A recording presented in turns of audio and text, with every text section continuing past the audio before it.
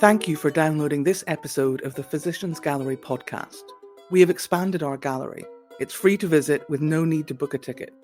Over the next few months, we'll be exploring some of the fascinating objects we now have on display, from alchemical scrolls and battlefield medicine at Culloden to bloodletting and homeopathy.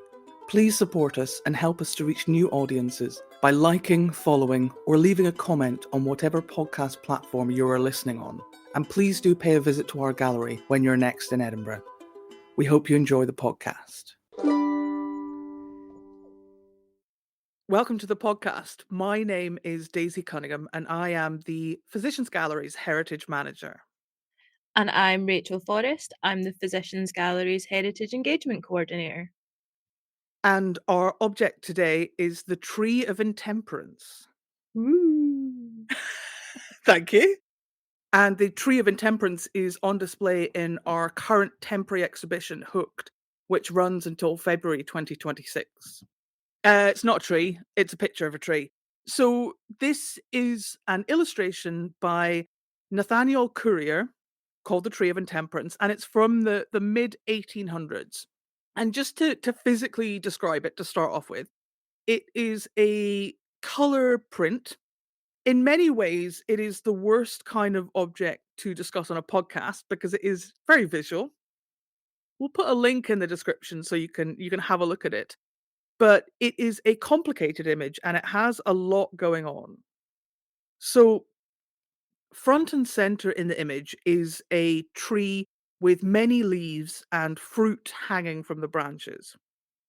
At the bottom, the roots of the tree have the names of types of alcohol on them. So brandy, gin, wine, beer. The branches of the tree have words like poverty, insanity, and disease on them. And the tree is sort of being throttled by these alcohols. So the idea is that what had once been a healthy tree is being destroyed by these, terrible alcohols, and they are causing the tree to decay.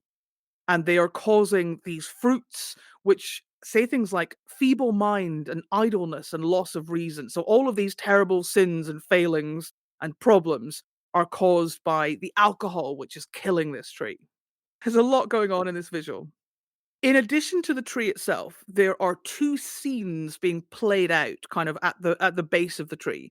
On the left is a public house, so a bar with a clearly inebriated man who's clutching onto a lamppost as two other men are fighting each other. And on the right is a woman who's clearly poor, her clothes are falling apart and she's looking very disheveled, carrying a baby and followed by a young child, and it looks like she's just been thrown out of her home. So again, these are the results of drinking. So just to give you a bit of context, Nathaniel Currier and his company, Currier and Ives, sold prints like this by the thousands. They were an American company based in New York, and they specialized in prints that had a moral message. So these very Victorian style, chastising people and telling people off for what they have done. So they had names like the Drunkard's Progress and things like that. Who was buying these prints? Well, it's a good question. A lot of people. They did also make other images. So they made Christmas cards, like twee Christmas cards of young children ice skating and things like that. The other thing that they made, which was very popular, was they'd nailed the process of print production really fast. So when something happened in the news, within 2-3 days, they could be printing illustrations of that incident. That's very impressive for the time. Absolutely. And so it's basically kind of current affairs. So there were a couple of examples of, a steamboat sank, or there was a big fire when a building burnt down. And yeah, so you could buy these prints very, very quickly. So I don't know exactly who was buying them, but I could imagine kind of wanting to remember a certain important moment or send it to somebody and go, I was there, look, this is what I saw, or something like that. We would maybe share a Bluesky post or an Instagram post. We'd say, hey, I saw this, I was there. I was at this Beyonce concert.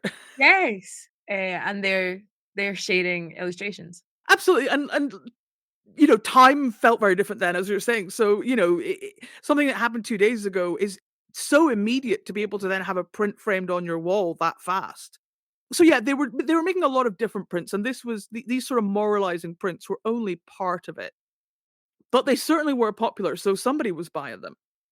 In the sort of 70 something years that they were in business, they created about 7,500 different images. And this image was made using a print method called lithography. This technique was only used for a few decades. It was sort of replaced relatively quickly. It involved getting either a piece of porous stone or a sheet of metal and grinding it to give it a textured surface.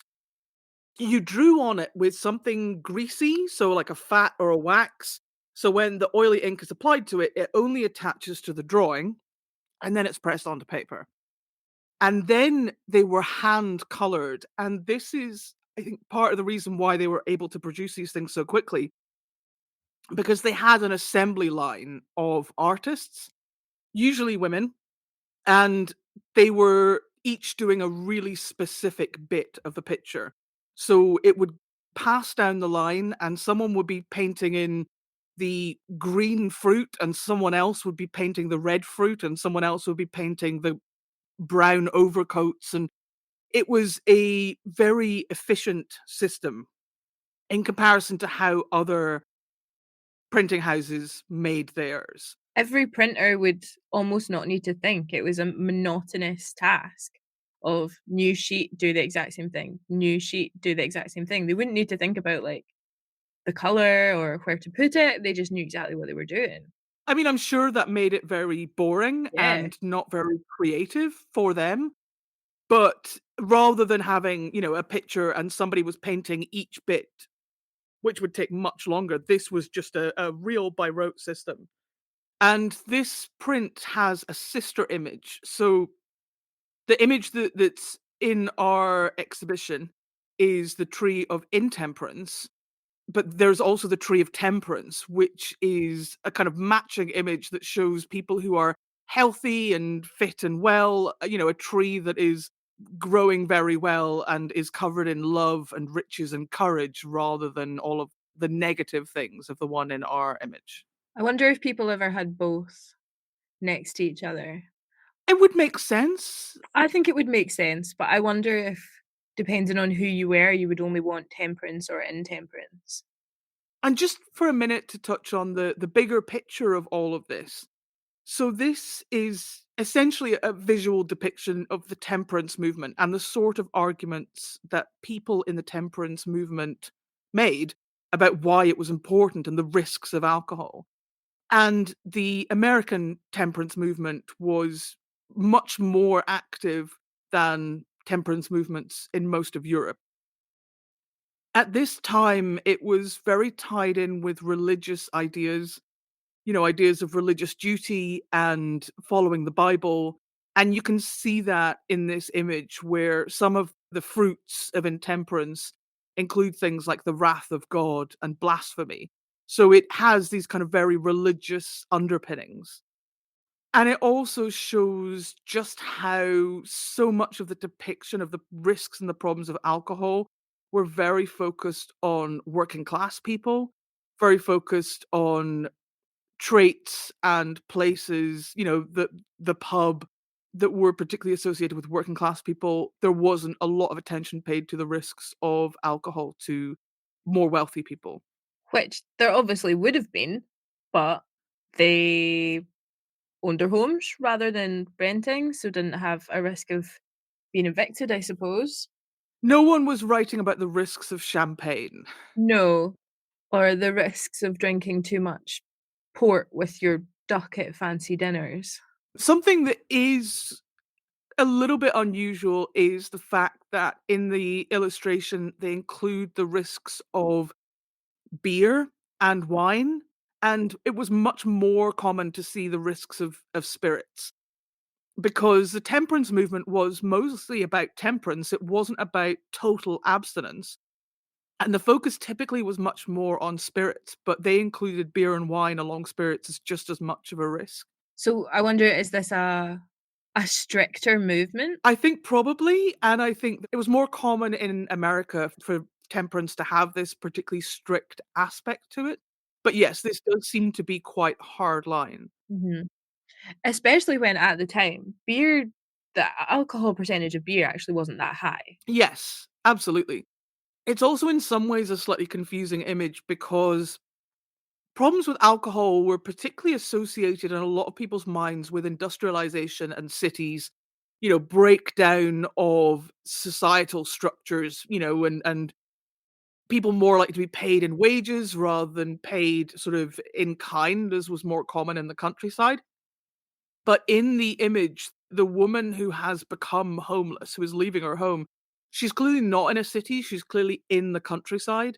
So it's not really it doesn't fully fit with the narrative that is usually told about where the problems with alcohol come from. Industrialization, busy cities, urbanization. Yeah, it's not. It's almost as if they're saying, "Look, it's spreading from the cities to the countryside." It's definitely possibly that. It's also possibly just something like they thought it made a nicer picture. True. Who knows? But yeah, it is a kind of a mixed message, certainly. And coming back to what you were saying, Rachel, it's there is that connection to sanitation, to the fact that water was not safe to drink, and the rise of temperance and it becoming a movement for full abstinence, which then leads into the prohibition movement in America, does tally with as water gets safer. So there might be a connection there. Yeah. Kind of it's now feasible for people to not drink beer and wine because you are getting into the point when actually water is safer to drink. Yeah, because there's a point when the water's not safe to drink, but what you can drink safely is beer and wine with quite low alcohol limits, so you can drink them. But then you're being told by the temperance movement that, "No, no, you can't drink those. You have to drink the unsafe water." But I suppose when everyone is saying, "No, I don't want to drink the unsafe water because I don't want cholera or worms," then sanitation has to improve. Absolutely, and there's also it's kind of beyond the scope of what we're talking about here because it's like a whole other podcast in itself. But there is also the reaction of the temperance movement to tea and coffee. So when tea and coffee kind of first arrive in Europe, there's a lot of negativity and cynicism from a lot of people in the temperance movement. They talk about tea addicts and tea mania and how these are also drugs that people become addicted to. And so there's a lot of negativity. But then when they become very, increasingly fervently against alcohol, including beer and wine, they kind of change their minds. And especially with tea, there's a rise of tea shops and tea drinking that's really pushed by the temperance movement as an alternative. Well, they have to promote something, because if they don't, they're just promoting dehydration, really. Exactly. And nobody's going to support the dehydration movement. No, so they might as well support tea. And I think we sort of underestimate or forget just how, in the first half of the 20th century, just how many tea shops there were. And they were not posh places. British tea shops were very working class, very, accessible and cheap to all. And that's largely gone now. Yeah, because you wouldn't go to your corner shop and buy your tea along with your bread and other things. You would go specifically to the tea shop, right? Absolutely, and you would go and buy your tea, and you would go and sit in and drink your tea, and these were just places that were absolutely everywhere and just very, very normal and have now largely gone, and so, while we do have coffee shops, they I don't think generally have the same association because if you think of what you picture in your head as the price of a coffee in a coffee shop, you're not thinking of it as somewhere that's very cheap, very accessible, everyone could do it. They tend to be fairly expensive. So they're not filling the same gap, they're not performing the same function as a tea shop in the 1930s was. So these tea shops were like really cheap places to go.